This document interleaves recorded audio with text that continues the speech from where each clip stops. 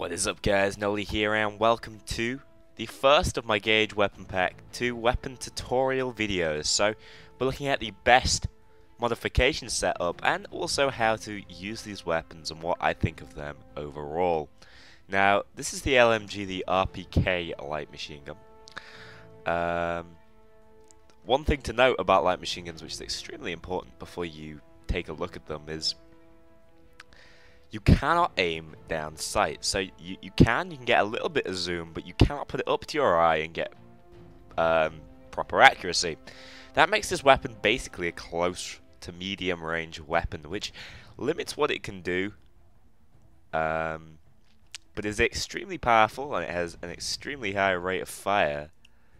Comparing that to, I don't know, the Commando, one of my previous favourite weapons in the game, 710 on that. So yeah, it's got an extremely high rate of fire at 750. As you know, by LMGs, the magazine is going to be large, 100, and this is the smallest magazine size of all the 3 LMGs, and the total ammo is 300. Of course, I think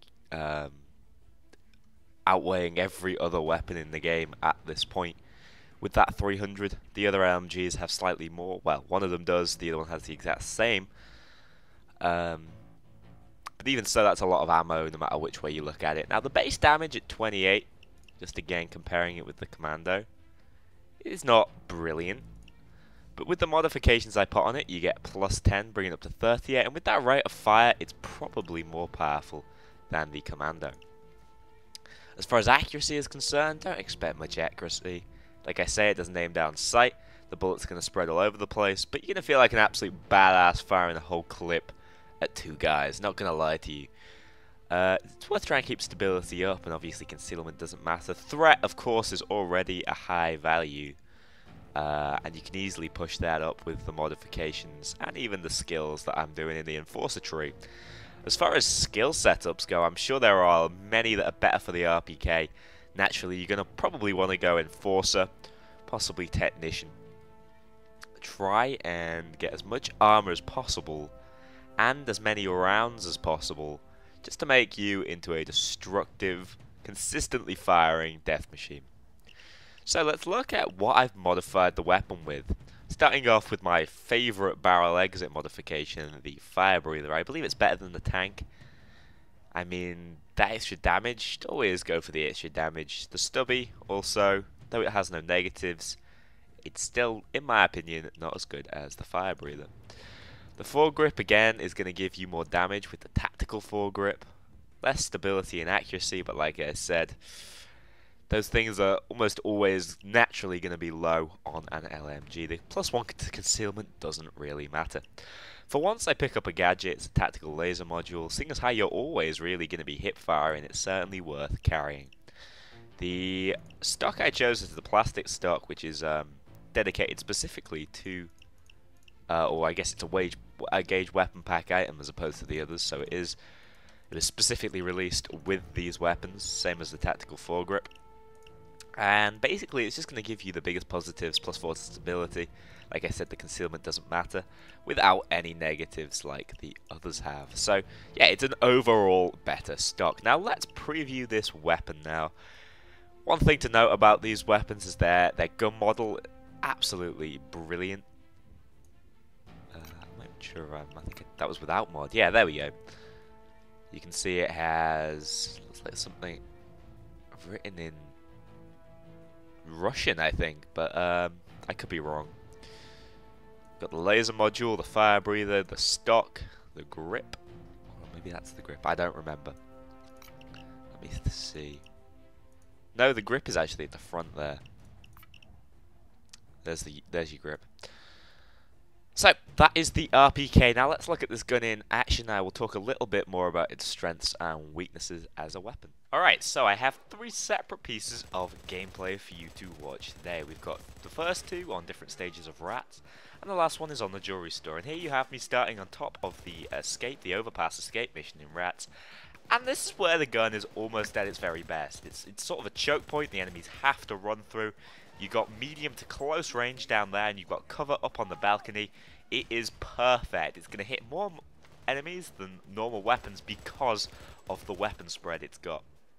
So it's going to allow you to take them out faster than basically anything else in the game bar a grenade. But here you see me shooting max range.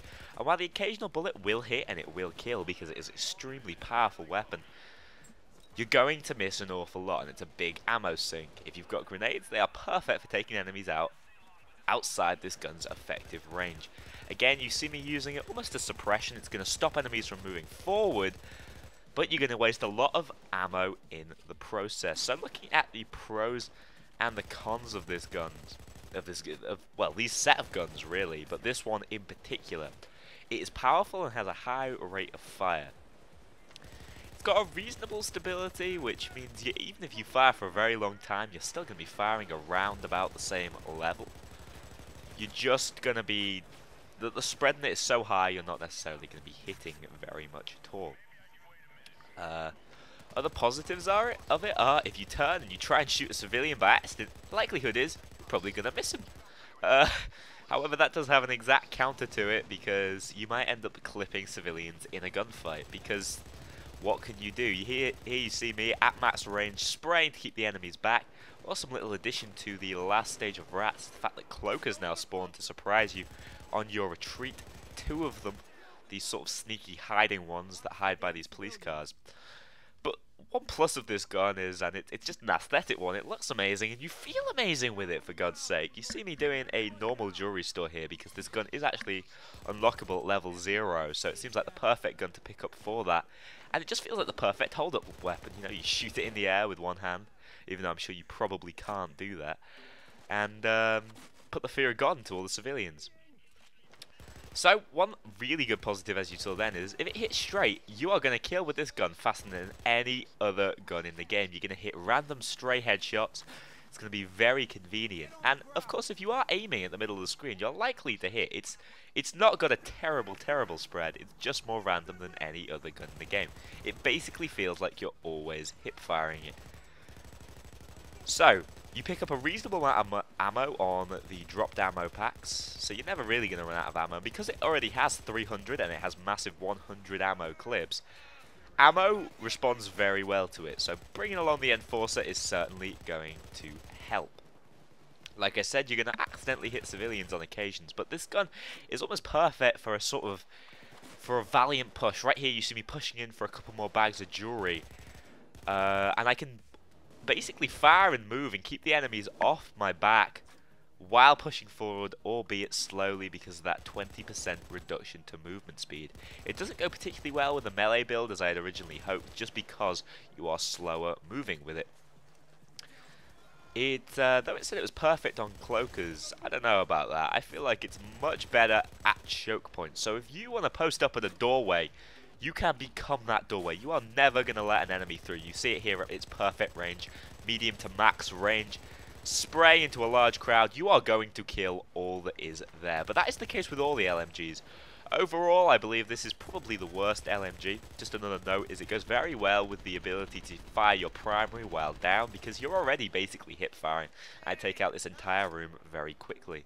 So yes, while it is the first unlock, it's unsurprisingly the first unlock. I feel it's the worst of the LMGs, but it's certainly still fun to have a go with.